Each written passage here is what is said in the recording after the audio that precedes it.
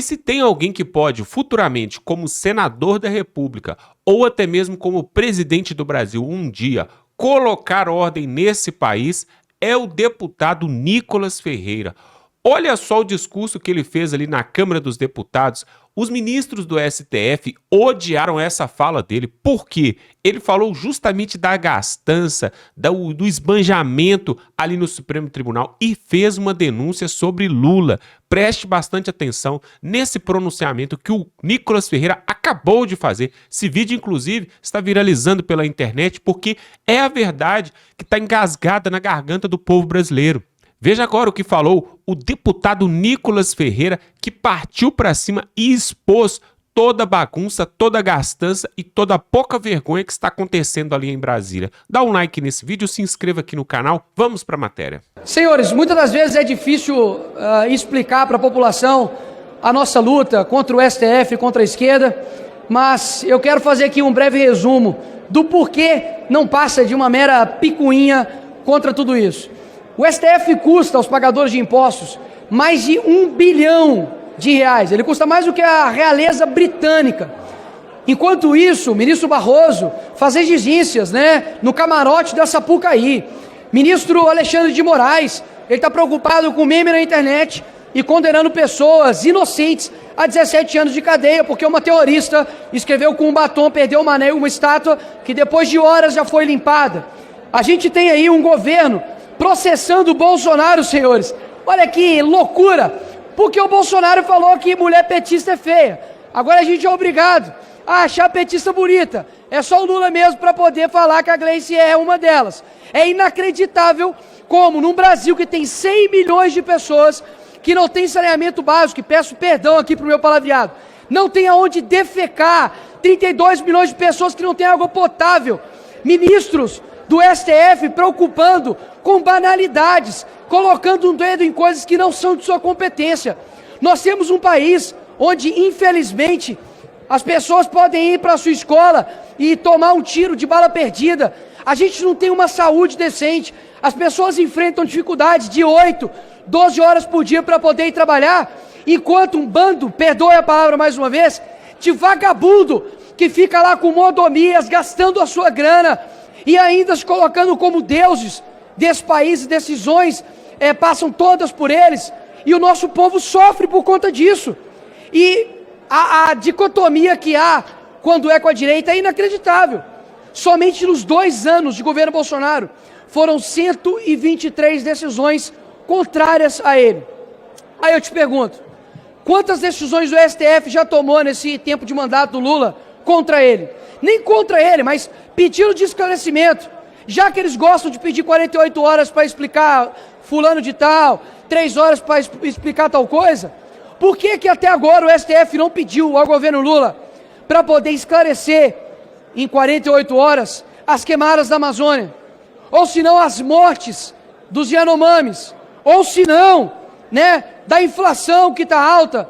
Ou seja, é inacreditável como simbolicamente a nossa maior alta corte, e eu não quero aqui colocar como se todos os servidores e juízes e pessoas que honram o direito nesse país sejam o mesmo que eles, mas porque esses caras, eles mandam um recado muito ruim para uma geração, do tipo, eu posso usurpar as minhas funções públicas, eu posso usurpar as minhas funções constitucionais, que vai dar certo. Basicamente, ser um vagabundo aqui nesse Brasil compensa. Não é à toa que tem um safado aqui nesses corredores que foi condenado e inclusive tem provas em áudio de sua rachadinha e simplesmente fala, ops, vou pagar aqui e vai ficar tudo certo e esse cara está livre. Inclusive, essa casa tem um dever moral de caçar esse cara, porque afinal de contas, o crime não pode compensar aqui nesse país. Então qual que é o recado que os nossos juízes, pessoas que deveriam ser guardiões da Constituição, estão dando para o país? Você jovem, você adolescente, aí um exemplo para o seu filho, de que crime nesse país compensa. Não é à toa que um ex-presidiário é presidente do país, não é à toa que uma assaltante de banco virou presidente de banco. Ou seja, se eles podem, você também consegue. É esse recado que está passando.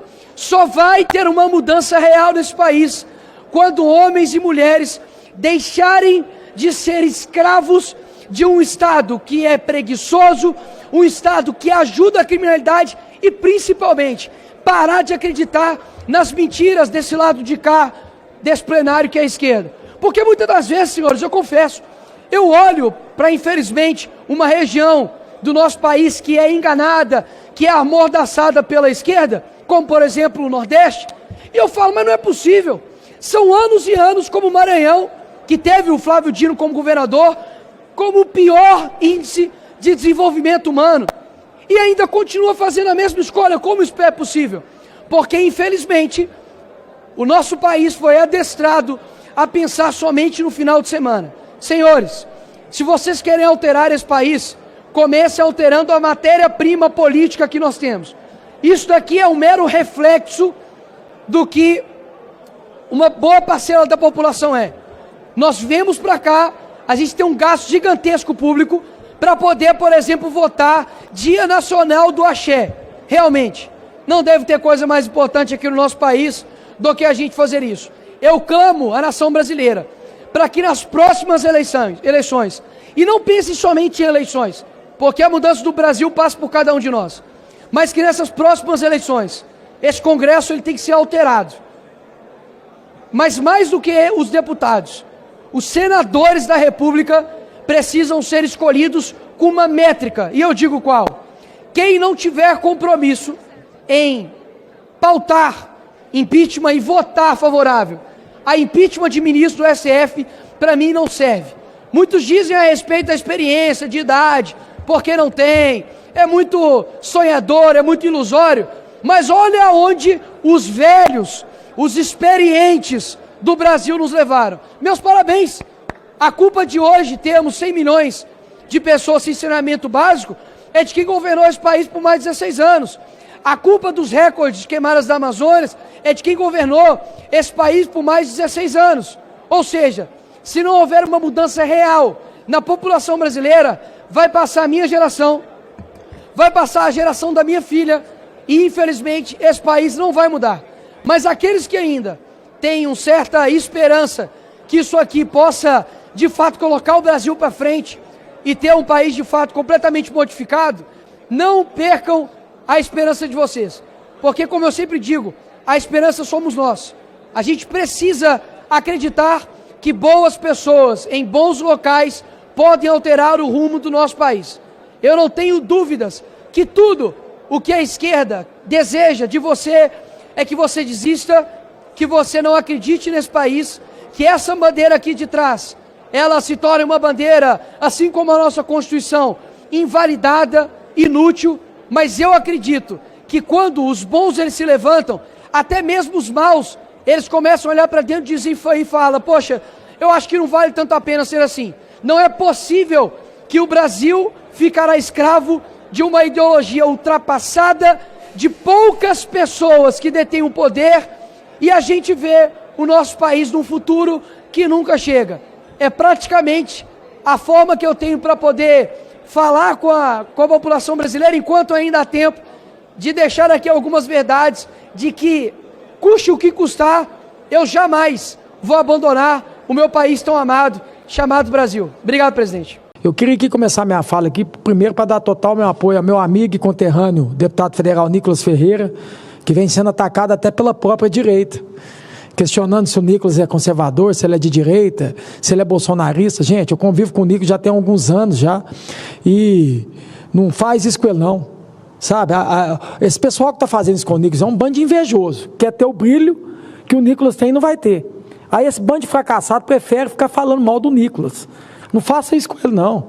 Eu convivo com o Nicolas e sei da lealdade que ele tem ao presidente Bolsonaro. Então, assim, aceita, sabe, a estrela que o Nicolas tem. Abrace ele. Perfeito ninguém é. Eu não sou, você que critica ele não é, e quem está vendo aqui também não é. Então é muito mais fácil, em vez de ficar criticando ele publicamente, conversa com ele, que tem humildade para ouvir, do que ficar aí falando mal dele. A própria direita falando mal dele, dividindo a direita. Que hoje, se você for olhar o Nicolas, é um dos maiores políticos da direita, né, do Brasil. Então quem fica contra o Nicolas hoje é um bando de invejoso, que queria estar no lugar dele e não vai estar no lugar dele, porque não tem o brilho que o Nicolas tem. Então pare de ficar falando mal do Nicolas, ao invés de apoiar, porque ele pode ser um futuro presidente do país, você querendo ou não, vai ter que engolir isso. Então eu estou aqui para poder dar total apoio ao Nicolas aqui, que eu convivo, e eu sei da lealdade que tem ao presidente Bolsonaro, a lealdade que tem pelas pautas que a gente defende aqui. E em vez de ficar aí na teoria, vai para a prática. Que tudo que tiver para votar aqui, que é contra a direita, contra os princípios aqui, eu tenho certeza que ele vai votar tudo contra, como ele sempre fez. Parem de fazer isso com o Nicolas. Apoie ele, em vez de ficar falando mal dele aí, ficar dividindo a direita. Vamos amadurecer um pouco aqui.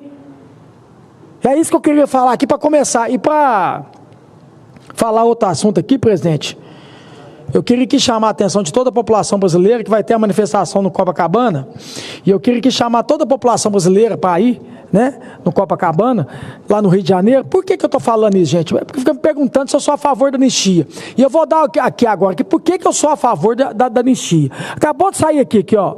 Condenado a 39 anos, líder do Comando Vermelho, é colocado em liberdade pela Justiça. Quer dizer, 39 anos de condenação, já está em liberdade. Eu queria falar aqui uma comparação, porque eu vejo muita gente falando o seguinte: Cleitinho, mas muitas pessoas que entraram aqui, né, fizeram baderna, outras pessoas aqui sujaram patrimônio público, como a Débora, que sujou uma estátua de batom, perdeu o mané, ela sujou um patrimônio público. O Sérgio Cabral roubou e desviou dinheiro público. É por isso que eu sou a favor da anistia. Sabe por quê? Porque a Débora nunca desviou dinheiro público e nunca roubou dinheiro público. O Sérgio Cabral, que foi um governador do estado do Rio de Janeiro, ele desviou e roubou dinheiro público, está solto agora e rindo da cara do povo e ainda dando entrevista falando que vai vir candidato novamente. Um réu confesso que pegou 400 anos de cadeia, de condenação. Para ele poder pagar essa pena, ele teria que ressuscitar no mínimo 4 vezes. Está solto e está rindo da cara do povo. Então a comparação é muito simples. Tire o seu lado ideológico. É só você pensar: a Débora, mãe de 2 filhos, que é uma mãe que sempre foi trabalhadora, que nunca deu prejuízo para o Estado, veio aqui no dia 8 aqui e sujou uma estátua de batom escrito "perdeu o mané". Ela pode pegar 17 anos de cadeia, de condenação. E aí tem o Sérgio Cabral, que foi eleito pelo povo, né? Foi eleito, ganhou dinheiro público, o salário bom como governador, e teve coragem de desviar dinheiro, é um réu, confesso. Esse está solto, está rindo da cara do povo e quer vir novamente um candidato à eleição. Então, é por isso que eu sou a favor da anistia, por situações como essa. E eu queria que falar, como já teve, né, o Oscar do filme, e eu queria que agora chamar a atenção de toda a população brasileira, que eu vou ler esse texto aqui, ó, porque que eu sou a favor da anistia. O Oscar é o filme, né? Ainda Estou Aqui. Então vamos lá, me perguntaram se assisti Ainda Estou Aqui. Minha resposta foi direta: sim, infelizmente tenho assistido esse episódio há mais de 1 ano. Eu sou viúva do Clezão, preso injustamente, morto na Papuda. Eu ainda estou aqui. Eu sou Débora, cabeleireira e mãe de 2 filhos, que escreveu "perdeu o mané" com batom e uma estátua e fui condenada a 17 anos de prisão. Eu ainda estou aqui. Eu sou vendedor de algodão doce e estava no Esplanada dos Ministérios trabalhando no dia 8 de janeiro e fui preso por engano. Eu ainda estou aqui. Eu sou um morador de rua que pedia comida e também fui preso justamente. Eu ainda estou aqui. Eu sou um autista que trabalha em um lixão, que por estar presente no dia 8 de janeiro, sou obrigado a usar a tornozeleira eletrônica. Eu ainda estou aqui. Eu sou Felipe Martins, preso justamente por 6 meses, por uma viagem que nunca fiz, e que mesmo se tivesse feito, não seria crime. Eu ainda estou aqui. Eu sou a mãe de 6 filhos e esposa de um caminhoneiro, que viajou a Brasília para entregar mercadorias, enquanto esperava o caminhão ser carregado. Meu marido foi à Esplanada e hoje está condenado a mais de 15 anos de cadeia. Eu ainda estou aqui. Eu sou uma menina de 3 anos e sou um menino de 6. Somos crianças órfãos de pais vivos. Somos pais nossos pais nunca pegaram em armas, nunca cometeram crime algum, mas hoje estão condenados a mais de 15 anos de prisão. Nós ainda estamos aqui. Eu sou brasileiro comum, que vê a classe artística e os jornalistas serem tigrão, como a ditadura que acabou há 50 anos, mas tchutchuca diante dos desmandos que acontecem hoje no Brasil. Eu ainda estou aqui. Eu sou um advogado chocado com o silêncio esclarecedor da OAB, diante de tantos absurdos jurídicos, condenações e penas desproporcionais. Eu ainda estou aqui. Eu sou um brasileiro comum, que hoje tem medo de escrever um texto na internet, criticando uma autoridade pública, temendo ser preso por crimes que não existem. Eu ainda estou aqui. Então quero dizer para vocês, por isso que eu sou a favor da anistia, e eu quero deixar bem claro aqui, eu respeito cada um aqui que vai se posicionar contra, mas que a gente precisa entender que a PEC da anistia, que venha da Câmara, ou que venha aqui do Senado, aqui, ou que passe pela Câmara e venha pelo Senado, é constitucional, ela não é inconstitucional. O que acontece aqui, que tanto o presidente da Câmara, o Hugo, e tanto o presidente Davi Alcolumbre tem que ser democrático, tem que colocar em votação. O plenário é soberano. Quem quer contra a anistia vai se posicionar contra, e quem é a favor da anistia, como eu estou fazendo aqui, se posiciona favorável. É muito simples de resolver isso, e eu espero que tanto o Hugo e tanto o nosso presidente aqui, o Davi Alcolumbre, seja democrático e coloque em plenário. E aqui, como é soberano, cada um tenha a sua decisão e o seu voto, de votar contra ou votar a favor. Eu quero aqui já deixar bem claro que eu vou votar a favor da anistia, porque enquanto tiver Sérgio Cabral, Eduardo Cunha, José Disseu, que estava tudo preso por corrupção, solto, e querendo vir o ano que vem, para a cena do crime novamente, sendo candidato, eu estou a favor dessas pessoas, que muitas pessoas que estavam aqui no dia 8 aqui, não tinham intenção de golpe, não tinham intenção de nada, então estão pagando injustamente por uma pena que não deve ser...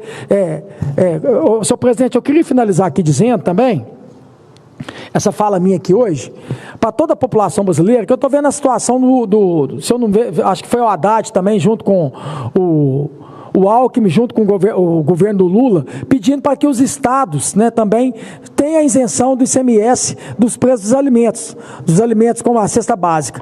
Eu queria lembrar aqui, eu quero dar essa sugestão, e eu acho que todos aqui vão apoiar, quem é de direita, quem é de esquerda, que na época do Bolsonaro, o Bolsonaro colocou um teto no ICMS da gasolina. E foi aprovado aqui dentro do Congresso Nacional. Então por que a gente pega e não faz isso aqui também? Coloca um teto nos estados, que ICMS para a cesta básica. Aí qual que é a compensação? Que vai ficar tão bom para os estados e tão bom para o governo federal, que está cobrando dos estados, né? Inclusive eu queria aqui publicamente falar que o governador Romeu Zema podia tomar essa atitude. Mas eu quero ajudar aqui. Então a gente quer fazer um projeto de lei aqui, parecido com esse projeto que o Bolsonaro fez deve ter o quê? Uns quase 3 anos atrás, de colocar um teto no ICMS da gasolina, a gente colocar um teto no ICMS agora também, dos alimentos, né, da cesta básica. E aí qual que é a compensação? Não tem dívida do Estado, inclusive Minas Gerais não deve ao Estado. A compensação é essa, desconta na dívida.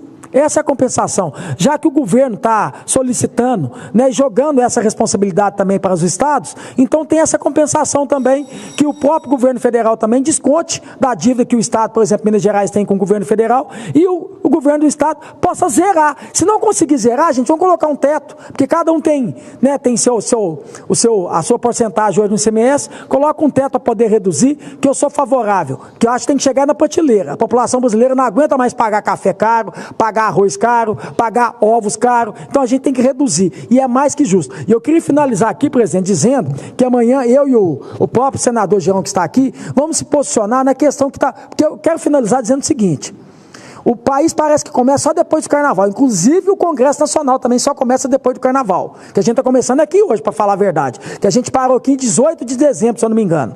Então por que eu estou falando isso? Estão querendo agora, uma das pautas é aumentar os deputados federais de 503 para 527. Se a gente tem 2 meses que a gente está parado aqui, qual o intuito de colocar mais políticos ainda agora no Congresso Nacional? E lembrando que esse custo, presidente, vou finalizar, vai ficar caro, vai ser quase 50 milhões anual. E a gente fala tanto de cortar gasto aqui do governo federal, mandando cortar gasto, e aí a gente vai dar esse exemplo no Congresso Nacional de aumentar deputados federais, gente, onde que a gente precisa diminuir. Eu já estou falando, tem 2 meses, agora que está voltando aqui. Precisa. Eu faço uma pergunta para a população brasileira. Vocês querem isso? Olha, que eu estou alertando isso aqui desde antes do Carnaval. Quando a gente voltou aqui, eu alertei. Isso vai acontecer, e quem vai pagar essa conta novamente aqui é o povo. Então, se movimente, se posicione. Muito obrigado, presidente. Tá aí, realmente está de parabéns o senador Cleitinho e também o deputado Nicolas Ferreira. São 2 representantes ali de Minas Gerais que realmente têm feito um excelente trabalho. Senador Cleitinho esse, por exemplo, que está na frente nas pesquisas ali em Minas Gerais, podendo ganhar para governador já em 2026. Por quê? Ele está concorrendo com o Calil, que foi prefeito de Belo Horizonte, mas fez um péssimo administração ali. Está concorrendo também com quem? Rodrigo Pacheco. Aí ficou fácil, né, pessoal? Aí ficou fácil. O Cleitinho pode ser, sim, o próximo governador em Minas Gerais, até porque o Romeu Zema, que também fez um ótimo trabalho ali, já teve 2 mandatos e não pode se reeleger. Mas agora, pessoal, nós temos ainda o deputado Nicolas Ferreira, que por enquanto ainda a lei não permite ele se candidatar, por exemplo, para senador da República. Mas, quem sabe, né, tem um projeto de lei aí de um deputado também de Minas Gerais para poder mudar essa situação aí e diminuir a idade para 30 anos de idade. Aí sim, o Nicolas Ferreira poderia entrar já em 2026 como candidato e até senador da República do Brasil. O que o Brasil precisa são de deputados, senadores e um presidente que seja digno, que seja honesto. E por que não falar também dos ministros do STF? Nós lembramos lá atrás, quando os ministros do STF, isso há 10, 15 anos atrás, eles não se envolviam com a política do país. E nós tínhamos realmente juízes comprometidos com a Constituição do país. Hoje, existe uma imensa insegurança jurídica, porque o STF está polarizado. E, além disso, ainda gasta R$ 1 bilhão aí dos cofres públicos. Que vergonha. Mas está de parabéns. O Nicolas Ferreira tem que falar mesmo. Alguém tem que subir ali na tribuna e tem que falar. E o senador Cleitinho, aguardem, pessoal, porque vocês vão ouvir falar ainda muito dele e ele não tem rabo preso com ninguém e ele fala toda a verdade. Eu quero te convidar para se inscrever nesse canal. Se inscreve aqui no canal. Eu tenho visto que muitas pessoas passam por aqui, assistem os nossos vídeos até o final, mas ainda não se inscreveram. Pessoal, é totalmente gratuito. Quando você se inscreve, você está nos ajudando e ajudando esse trabalho da direita pelo Brasil afora. Dá um like nesse vídeo. Também algumas pessoas falam que clicam no botãozinho e o joinha não funciona. Experimenta aí, clica aí para ver se funciona. E mais, se você pode, é claro, compartilhe esse vídeo nos grupos do WhatsApp, grupo da família, grupo do trabalho, porque aí você vai estar também nos ajudando a levar a verdade e mudar esse país, tá bom? Eu conto com a sua ajuda aí. Vamos ficando por aqui e até a próxima.